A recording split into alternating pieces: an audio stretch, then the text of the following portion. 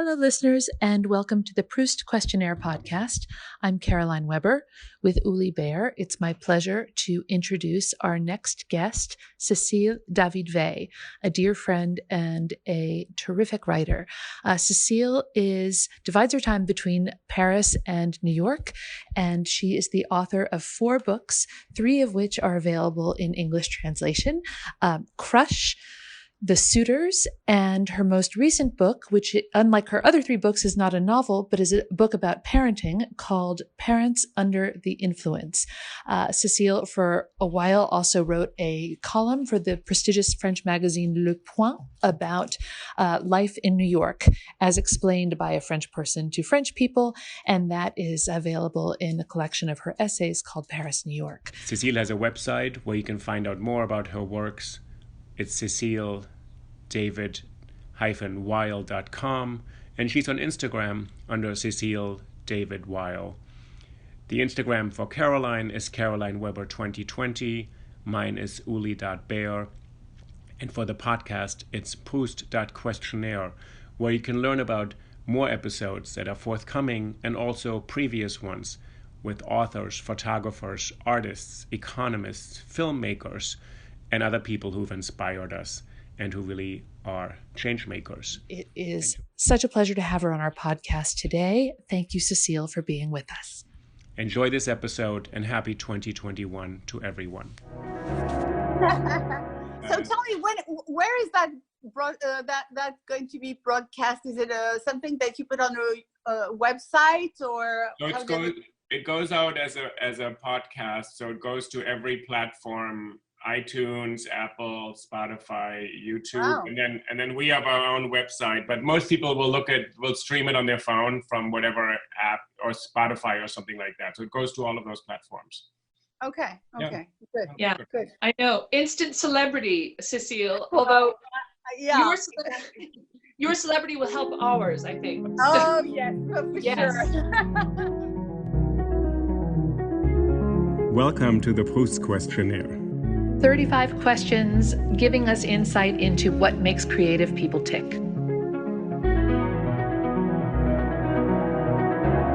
Welcome, Cécile David-Weill, to the PROUST Questionnaire. Yes, so welcome, Cécile. Thank you so much for making time today on Zoom. So we're talking to you in France, right? Yes, absolutely. I'm in southwest of France, and I'm super happy to be with you. So I'm excited. Wonderful. Thank you for having me. Yes. So Cécile, we'll start with the first of these 35 questions. What is your idea of perfect happiness?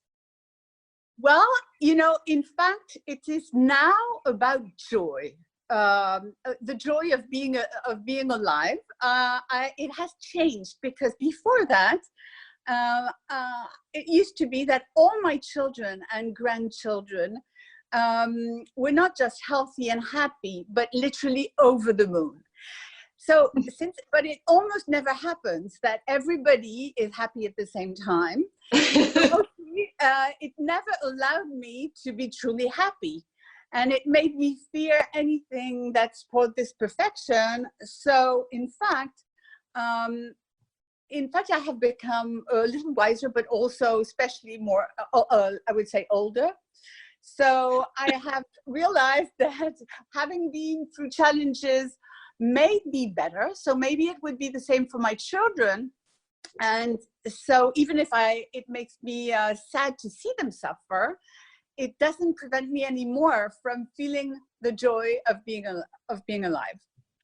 Oh, that's so wonderful. What is it that changed for you, that brought you from this perspective where all of your children and grandchildren had to be happy to now you can feel joy in being alive?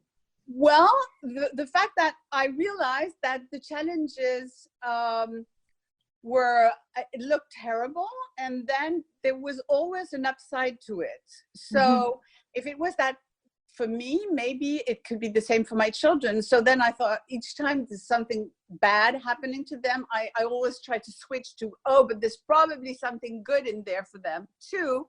So I don't need to be unhappy. Mm-hmm. So it's not totally spontaneous as a process. Yeah. But it works, and it allows me to to connect more to the joy, in fact, of being alive. So that's what I would say. Cécile, the second question is, what is your greatest fear? Well, that's a quick one. It's to lose, a loved one. That's for sure. Yeah. No, it's hard to connect to that joy if somebody you care about is gone. Right? Yeah, that's an easy one. Yeah. What is the trait you most deplore in yourself? Well, I think I would. I wish I was more adventurous. I see documentaries and I hear about people that who are the same age as my children and who have accomplished amazing, extraordinary achievements. And I think, what was I doing at that age? I mean, my life until now, at least, has been very quiet and subdued. So that's what I would like, yes, to be more adventurous. Okay. What is the trait you most deplore in other people? Well, I would say, self-loathing, because in fact, I deplore it myself too. And it is really a kind of prison that prevents you from opening to others, to opportunities. So yeah, self-loathing is really something that is, it makes it difficult to communicate with other people who are imprisoned in their own kind of self-loathing. Yeah.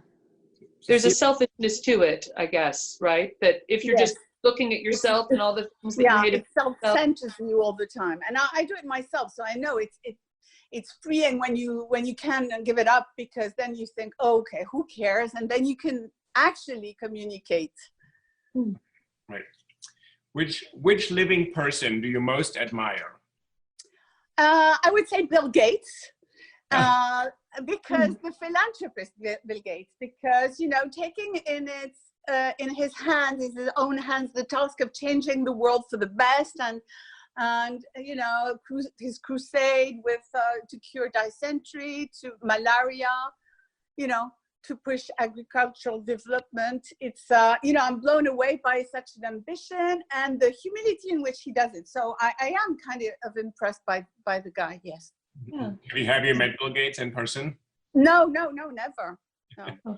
He's supposed to have changed quite a bit from a very introverted tech guy to someone who actually can hold long conversations. Yeah, and have you met him? I have not met him. No, I've seen him at events, but I've never met him. No, but it's a lot of people admire him right now, especially because he's picking up the slack that's lacking in political leadership. Yes. And and the fact that he's going to take the issue of that virus is probably going to make him give up a lot of other things that he was taking on. So I mean, it's too bad that it seems that there's only one guy going to work to all the problems. So I don't know. What is your greatest extravagance? Well, I love plates. Beautiful. Each time I see beautiful plates, I believe they would be so useful. It's so amazing to have them, and I never seem to have enough. And in fact, I have a sideboard filled with them that actually Caroline knows and helped me arrange and organize. So I'm crazy about plates, and I can't seem never to have enough. And I remember when we organized your sideboard in Biarritz, I got kind of discouraged because I'm always looking at plates as a house gift for you. And you said several times once the sideboard was arranged, well, I guess I should never have any more plates. And I thought, oh no, what can I bring to Cécile? It's a hostess gift if it's not plates. So, do you manage to eat off of most of them at some point or other? Do you manage to use them all? I do. In fact, I do. I mean, I think I could change all the time, and I have some rooms for some more improvement. I found some more space. Oh, so. Excellent news.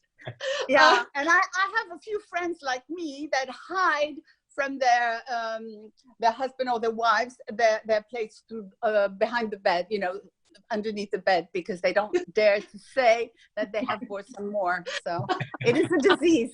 I actually think my mother might do that, come to think of it. She's obsessed. Yeah. And my father doesn't understand. So yeah, sometimes maybe it's better to hide. What is your current state of mind? Well, it's quite zen, actually. Considering the circumstances. Well, first, I'm in Biarritz, which makes you zen. I mean, it's really not hustle and bustle, and it's very, very calm on the virus front, so it's easier. And also writing is a great way to keep a healthy distance with the outside world and focus within oneself. So yeah, I would say I'm zen. And you're writing now in Biarritz? Yes, I am. I'm writing a novel, yes. What do you consider the most overrated virtue? Well, I would say cautiousness or prudence, because, it kills imagination, and it prevents from taking initiatives, and it is grounded in fear. So I would say, yeah, I'm super prudent, but I think it's really no good.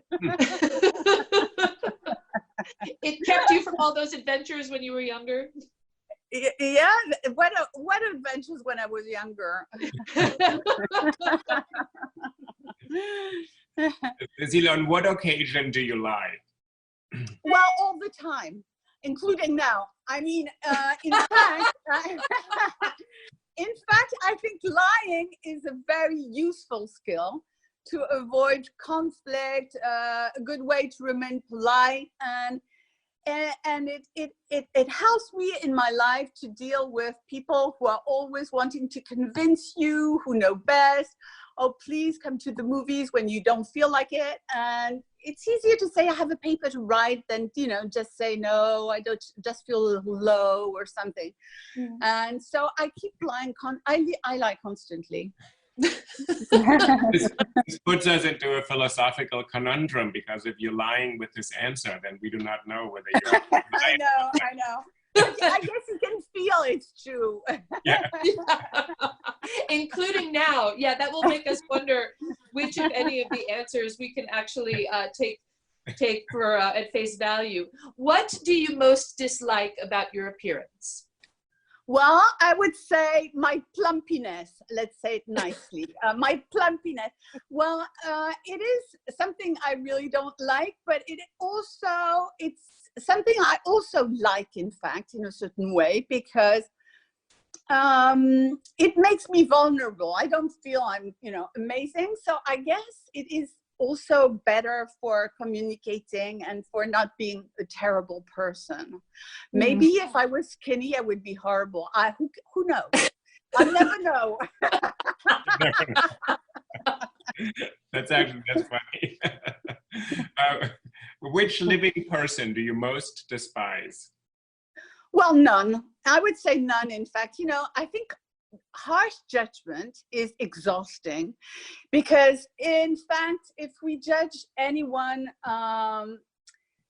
we judge ourselves 10 times more. So I stopped doing that. I don't think it's an interesting way to think. So none, I would say. Yeah, that's, there's some writing about Proust that talks about how that started by his German translator, Walter Benjamin, who said that one of the interesting things about Proust is that he doesn't judge anything or anybody harshly. And he presents the world, and there are all kinds of characters who it's quite easy to dislike in Proust, as you know, but I don't wonder if that suspension of judgment isn't maybe particularly useful in a novelist. Do you find that to be so, that you're not judging your characters when you create them? Well, it is. You have to be critical in some way, because you have to have not a harsh, but you have to have a kind of a little mean strike to look at all the things that are not great in the character, because otherwise it would be only nice and really dull and really bad. But you also have to have a kind heart, because otherwise, if you can't see what is nice of the person, it doesn't make it a real person. It's just a character and a caricature. So you do have to have both. And I agree with Proust is not harsh, but he has the eye for the terrible little things, like Françoise, the way she's a little mean and everything. He really doesn't. He can see things, and he can actually deliver the portrait of someone who has the downsides. Yes, but that's why I couldn't say despise. Despise couldn't be. Proust didn't despise his characters. Yeah, he didn't. And I think despising is something totally different than actually seeing the things that can be fun, actually, even the bad things. Yeah. No, and I can say from firsthand experience that you share that quality with Proust. You're so funny in the little quirks and idiosyncrasies of the characters that you represent. And you're right, it's not, oh, everybody's so wonderful, because then there would be nothing to interest us. Yeah.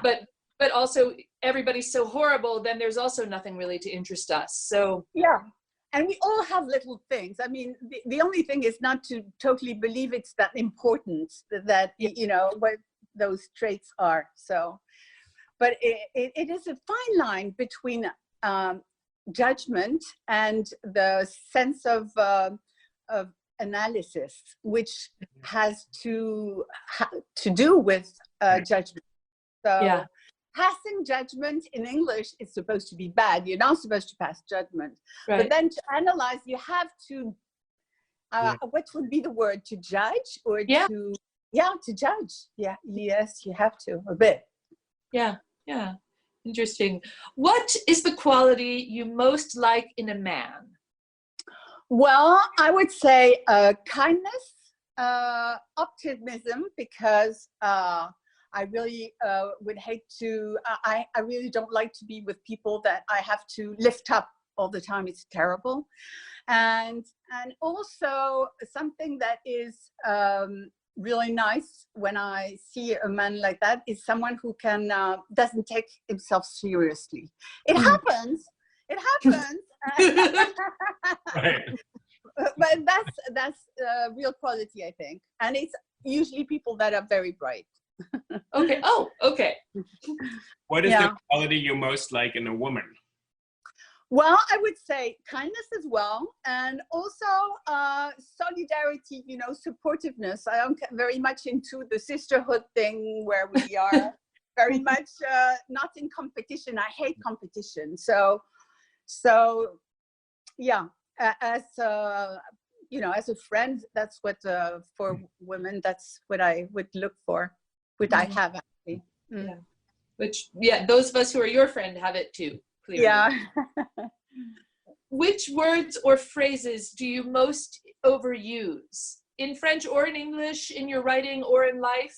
Are there any that come to mind? Yeah, there's lots. But in fact, in French, I would say it's coucou all the time. Coucou is a way to say hi there, in an affectionate and joyful way. And I think I start every sentence when I see someone by coucou, even by email, I say coucou. And sometimes I have to refrain myself, because when it's something important and kind of official, it doesn't really look good. And writing, I don't know why, I seem to begin every sentence by car, which means because. And when I end up looking at a page, I could see like 20, 30 car, and I think, oh my God, what am I doing? And I can't start it when, if I didn't put the car, and then I have to take it out when I realize it's bad. Mm-hmm.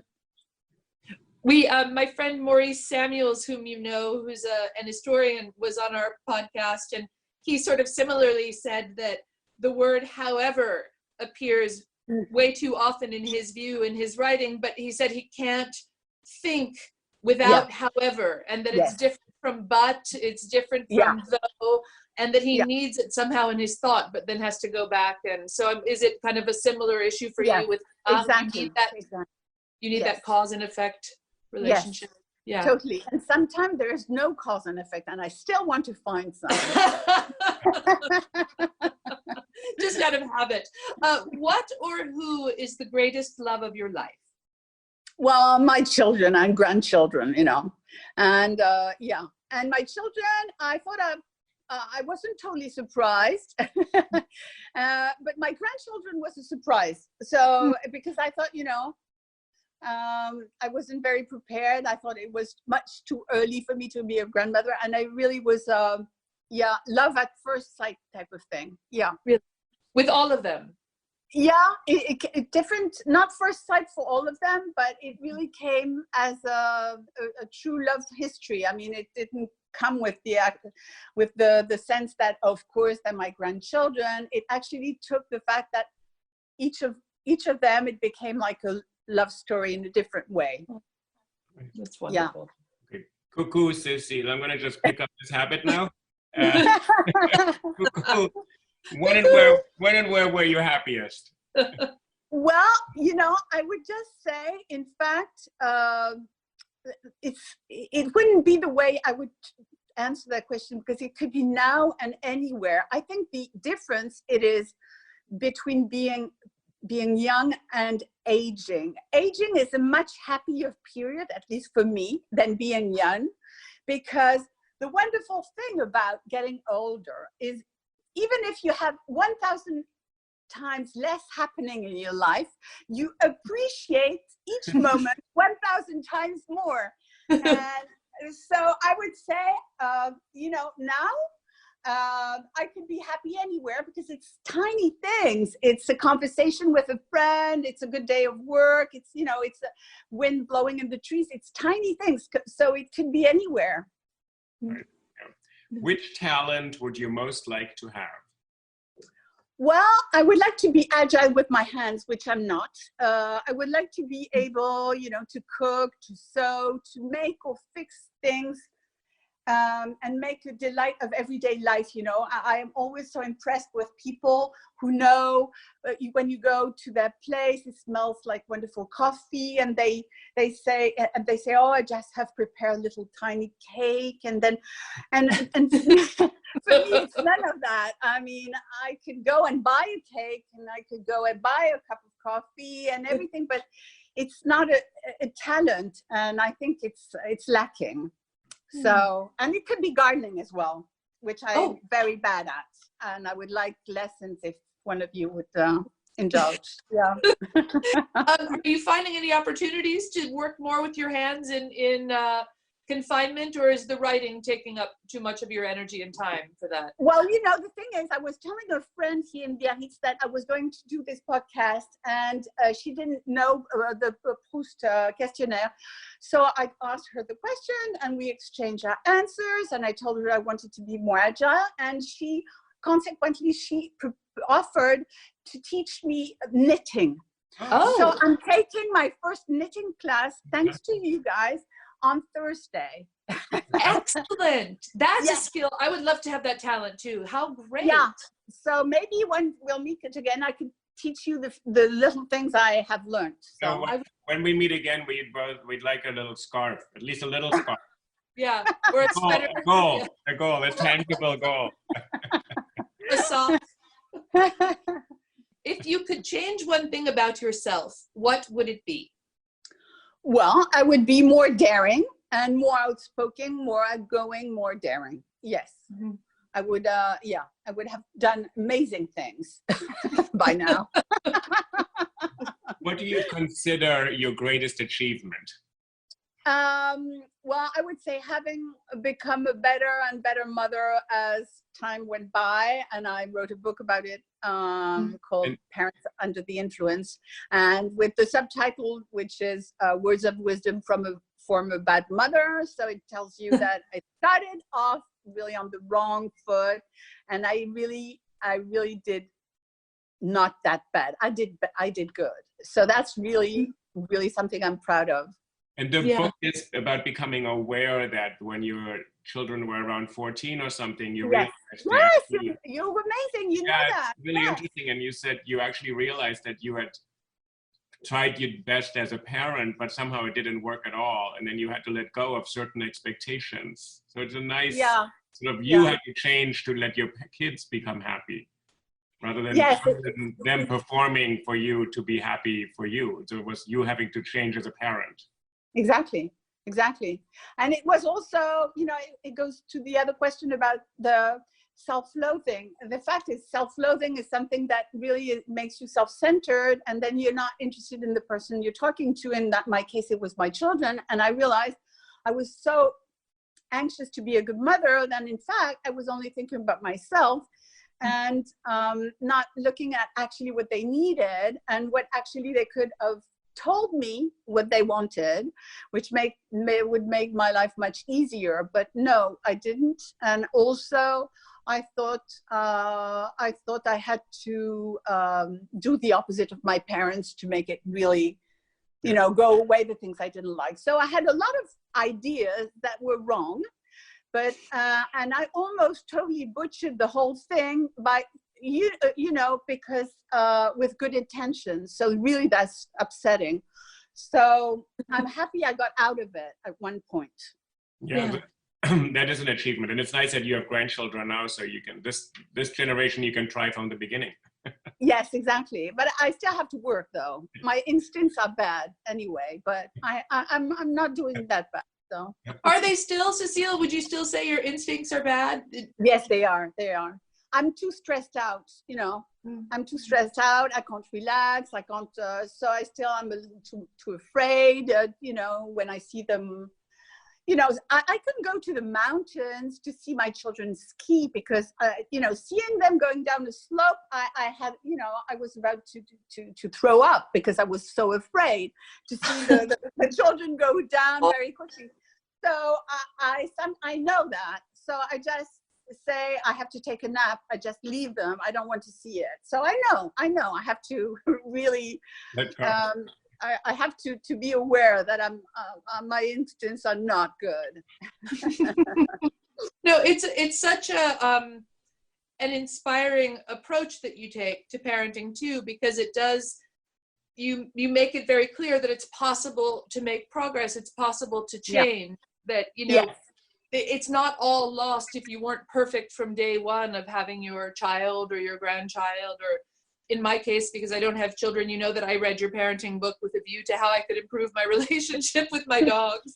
And it's really encouraging to think that there's something we can do better just by bringing a little more thought, a little more wisdom, a little more self-awareness. Well, a lot of thought and a lot of wisdom, and but actually, even very late, I think you know, my children were teenagers, but it could work. I know also when they're adults. I mean, children are so forgiving when you actually are truly sorry about not doing that good. They're really, really forgiving. And even if mine are actually making fun of me because with that subtitle, they say, you know, the former bad mother, they say, former, don't go. That's funny. How dare you say former when you're still so horrible? It's hard to imagine any of your kids saying that, but it speaks to the sense of humor, I think. Yeah, we're having fun. That's nice. Yeah. If you were to die and come back as another person or a thing, who or what would that be? It would be an eagle. I've always been fascinated by eagles. Maybe I was one eagle in a prior life. I don't know. Who knows? You know, I think they're majestic, and I actually have a couple of I don't know if they're eagles or, you know, slightly more little than eagles here, and they're, you know, circling just above me in the garden, and I constantly watch them. I find it absolutely beautiful, and it looks so much fun to be them. I mean, it looks amazing. huge wingspan and yeah, and the wind, you can take it, and it's actually constant play, or maybe not, because they have to feed themselves and they kill my hens. But it is beautiful. It's beautiful to look at. Yes, I'm fascinated with eagles. Have you seen them kill your hens? Like, have you witnessed them? No, I haven't. But I was told they really actually go down and take the hens, and I have none left. I mean, they're hungry. Cecilia, it's a very funny Nietzschean way of responding. So Nietzsche, at this in the genealogy of morals, he says the eagles can't help being eagles, and they take little lambs, and when we feel sorry for the lambs, we don't understand the eagle has to take a lamb. And he said the morality is wrong if it doesn't assume that someone has to do certain things. It wasn't advocating murder or something, but Nietzsche said you have to understand that this eagle has to pay Nietzschean answer. Yes, I agree. No, it's true. It's true. I don't feel sorry at all for my hens. The hens, I mean, the eagles have to feed. I mean, you know.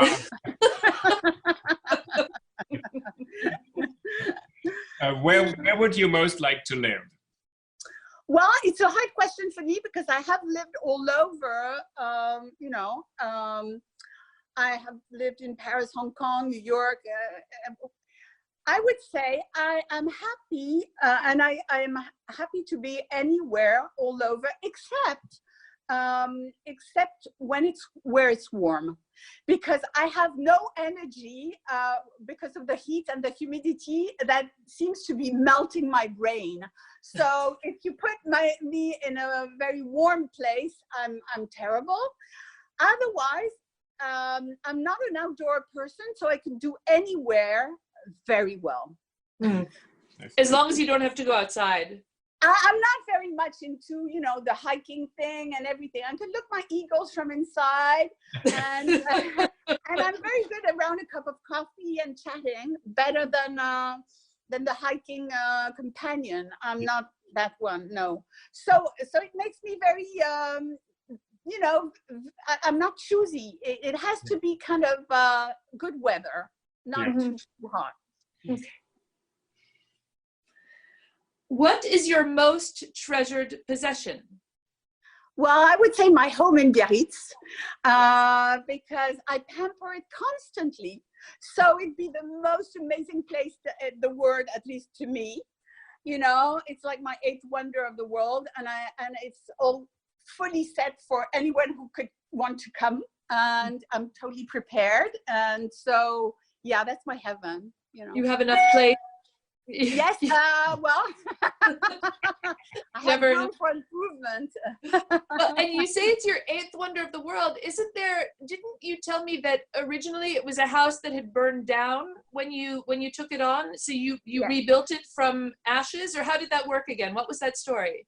Yeah, I rented different houses in different places of France when I thought I was going to buy a house. And in fact, that, southwest of France was my best because of the weather, precisely. Right. And it's mountains, it's the sea, and it's everything. And I had an idea in mind of one area, and I went to see a real estate person. I said, that's what I'm looking for. And don't call me if it's not that area and you don't have an impression of really looking far away without seeing anything. And I waited 4 years, and then the real estate person called me up and said, do you mind if it's totally burned down? I mean, there's nothing left. And I said, no, I don't. So I went to see it, and I said, it's exactly that. But I think I was crazy. I didn't realize, I thought, oh, well, yes, of course, there's a bit of renovation. But in fact, there was nothing left. So it was really a lot of renovation. But it was worth it. Yeah. It was worth it because then I didn't have to, when you have a house and you see the bathrooms, you don't really like them, but they're there, so you keep them because you're not going to waste the money. But then there was nothing, so I had to do it, with my own taste, everything, which was so nice. Yeah, and making it exactly what you wanted. Yes, yes. What do you regard as the lowest depth of misery? Well, unfortunately, the list is so long. I mean, there's so much misery, such misery in the world, hunger, homelessness, addiction, war. I mean, I couldn't choose. There's so many, too many. Yeah. Mm. What is your favorite occupation? Well, writing, of course. I keep complaining about it. I say my writing is too slow, too hard, but in fact, I love every stage of it, and I cannot picture myself doing anything else. So, that's what I really like doing. And I could do it anywhere, and I could do it as long as I'm alive, even if I'm totally old and crippled. So it's great.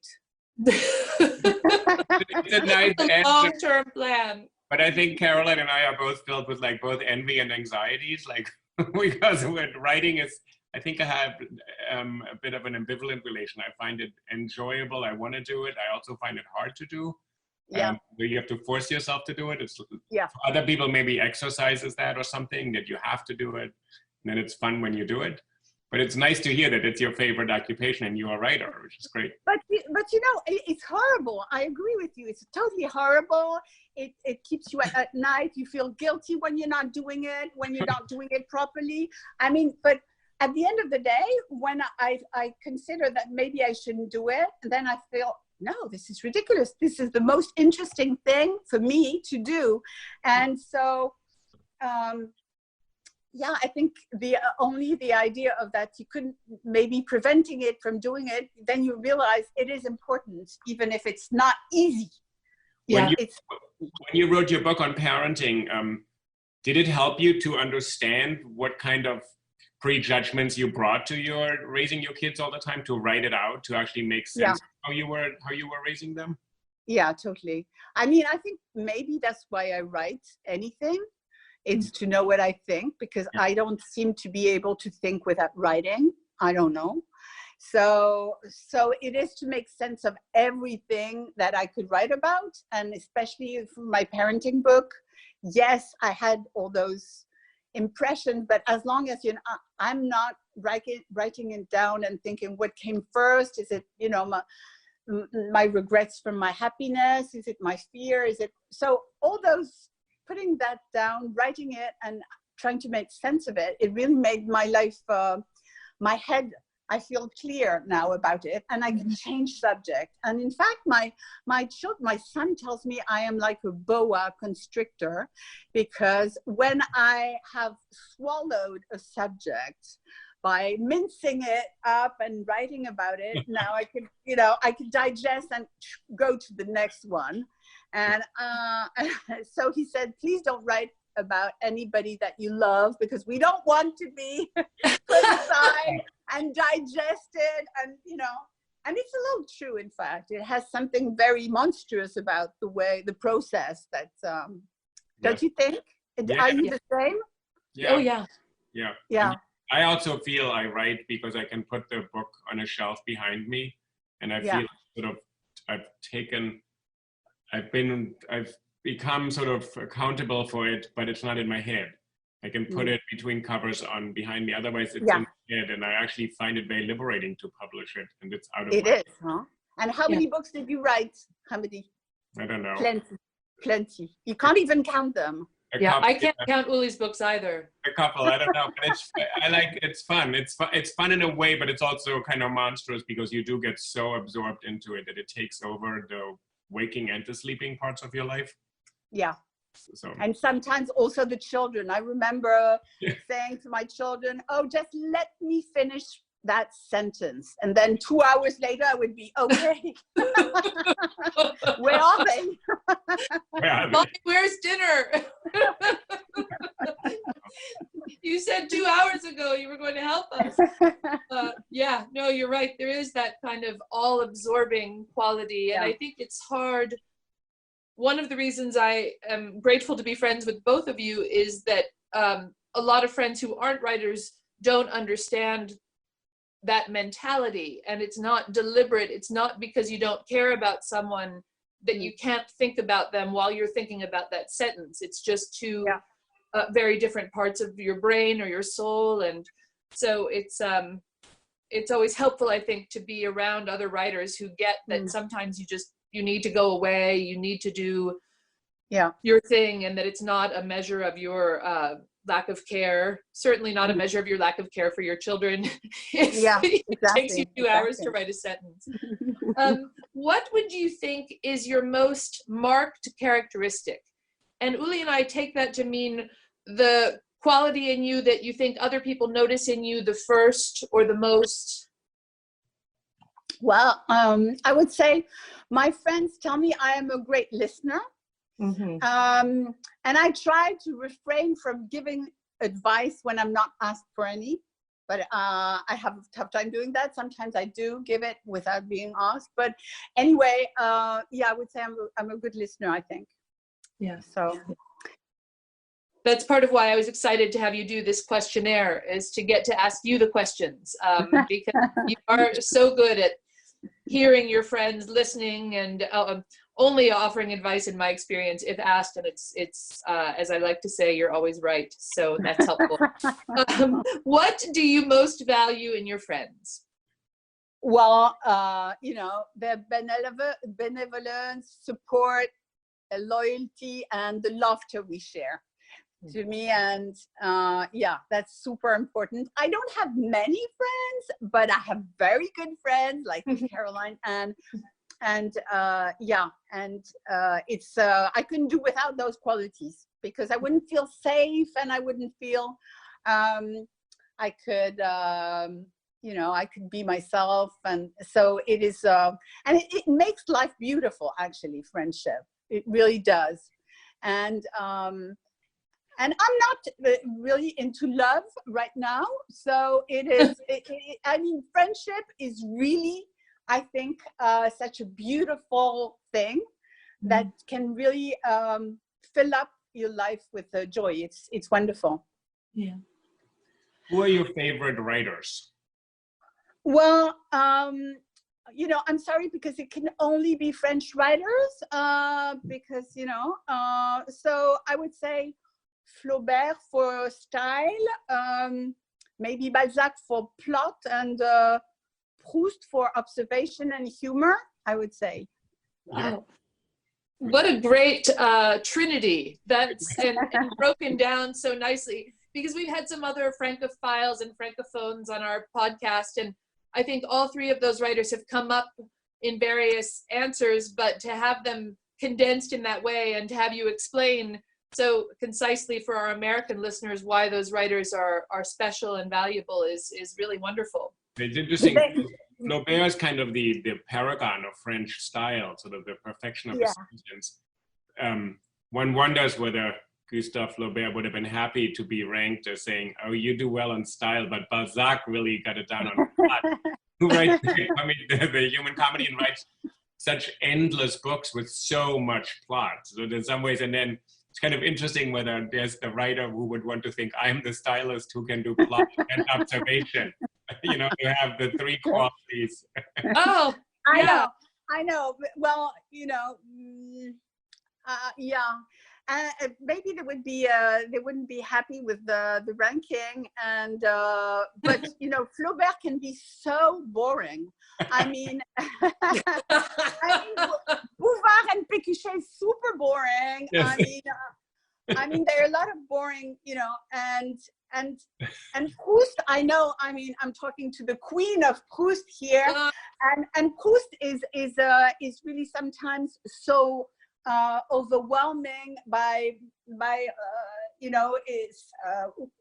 the scale of its book, and so I take it little by little. I'm not I think I never finished actually La Recherche, so I'm always a little embarrassed to say so, but it's true. I think plenty of people haven't finished that book. But I mean, even taking bits and pieces is totally amazing. It's amazing, but I wouldn't say he's very good with plots. There is no plot. I mean, there is. That's right. Yeah. No, there's none. So too bad. guys, you only only went up for one thing. I would Everybody can only be good at something. Yeah, Uli, I like, when I was in my 20s in New York, my friends and I used to say that you could never have a love relationship, a job, and an apartment you were happy with at the same time. At best, you could only have 2 of the 3. So maybe, yeah, Proust gets style and observation, Flaubert gets style and also probably observation, and Balzac gets plot and observation. I don't know, but maybe you can't have all 3. Yeah, maybe you could have two. Yeah, absolutely. Who is 2 of 3, you're doing well, I think. Yeah. Who is your hero in fiction or film or theater? You know, I would say Chance the gardener, you know, from the movie Being There. Yes. Oh gosh. With Peter Sellers and Shirley MacLaine. You know, I love that movie, and I love the character, the simple-minded gardener, you know, who becomes the trusted advisor to Washington politicians. I think it's amazing and so poetic and so deep and so much fun. I mean, yeah, I love that character. I mean, that's the one that came up in my mind anyway. I haven't thought about that in a long time. It's Jerzy Kosinski. It's actually, the novel is quite beautiful. I read it 3 years ago when Trump was elected, and it's. Oh yes, it was a novel, huh? Before. I didn't a novel know by Jerzy Kosinski, who also wrote The Painted Bird. It's a Holocaust book, but it's a quite beautiful novel because you follow people being seduced by his simplicity and by him not giving answers. They fill in, you can see how they're filling in everything. Yeah. So he allows them all to imagine, and he gives them what they want. It's very beautiful to read. It's also a very short little book. It's nice. Oh, okay. Nice, I should read it. Yeah. And I mean, it's very, and it's very true in life. In fact, people are, they project most of the time what they think about you, and simplicity is something that is super powerful. So I think it's a wonderful metaphor or a character, probably. Which historical figure do you most identify with? Well, you know, I didn't go very far. I chose Madame de Sivigny because she was a writer. She was a good observer. She was not blue stalking. She was friend with the philosopher La Rochefoucauld, and so, you know, I write. I like to observe. I'm not at the I'm not at Versailles, but I like to. It's wonderful to be friends with very brilliant people, like you know, like you, and so I could be Madame de Sévigné. I think it's perfect. Oh, it is perfect. Well, and also her great letters are written to her daughter. Exactly, Madame de Grignon. And yeah, and I mean, I did start that way writing.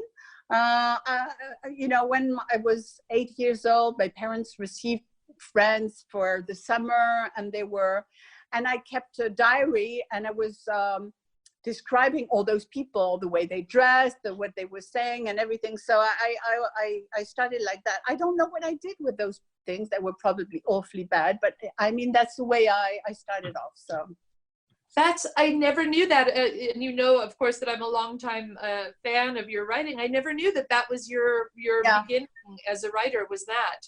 Yeah. And these kinds of, and it was mostly sort of sociological observations, psychological observations. Well, about if you can say so for an 8-year-old, but but it wasn't, you know, it was my take on these people, because some of them were very nice, especially with children. Others were very snobbish and very despising of kids. And so I think I took revenge in those little, and so, but it was observation and of their way of looking and appearing, and you know, some of them very, how do you say that, double-faced? How do you say that? No, two-faced. Two-faced, yes. Who are your heroes in real life? Well, you know, I would say all those who extend themselves to others. So, you know, doctors, first responders, you know, the parents of special needs children, all the people who do that. I'm super, I'm super I admire them, and most of the time that nobody knows them. They're not famous. They're not rewarded by money. They're amazing. And so I would say that. Yeah. What are your favorite names? Well, not to be obsessed, but I would say the names of my children and grandchildren because, and they have beautiful names, Laure, Pierre, Alice, but the reason why I would say that it is because I noticed that it is the person behind the name that makes me like a name anyway. Mm-hmm.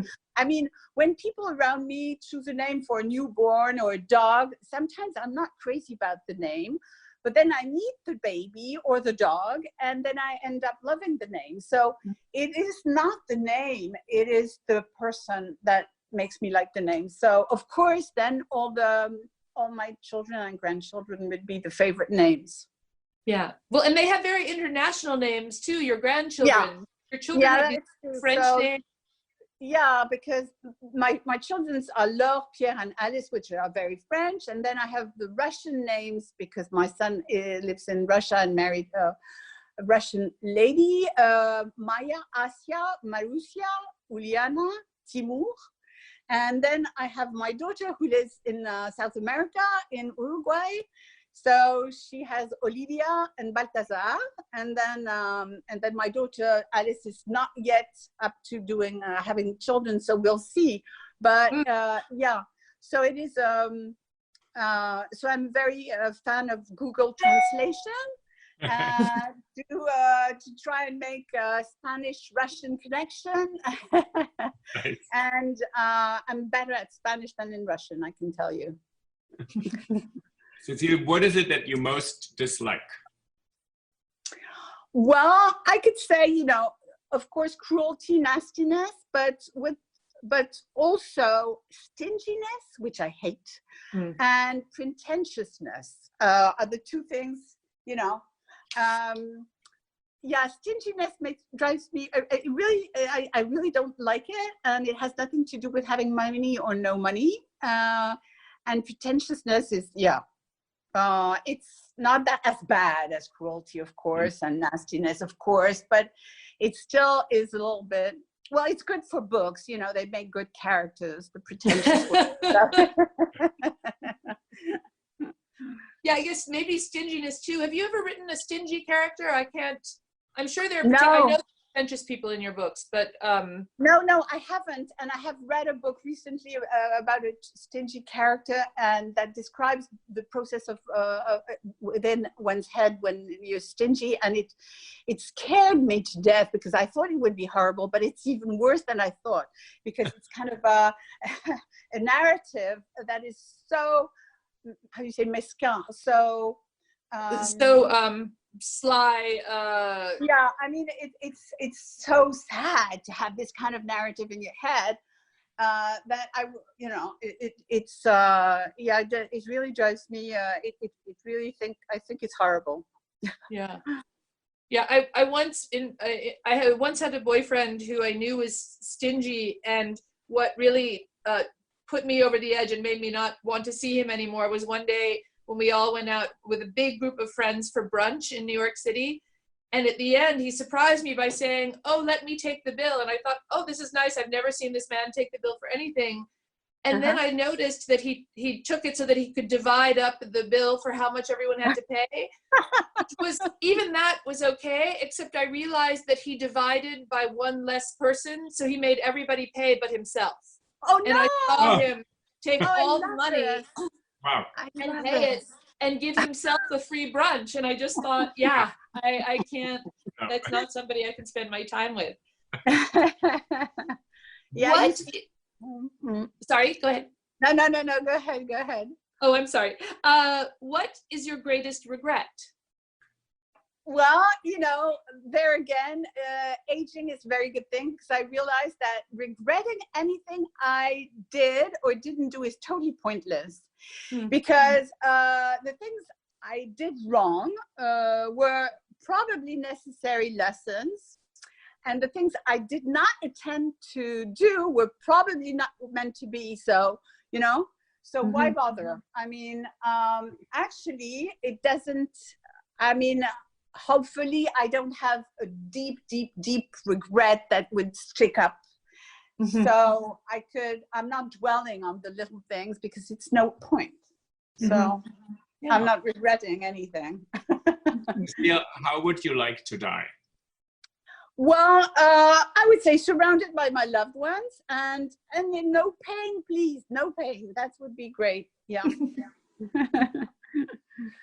What is your motto? It would be kind to yourself and others. That's great. Well, thank you so much, Cécile, for joining us today. Thank you very much to both of you. That was a lot of fun. Thank you, and we hope you'll get to see some eagles later today.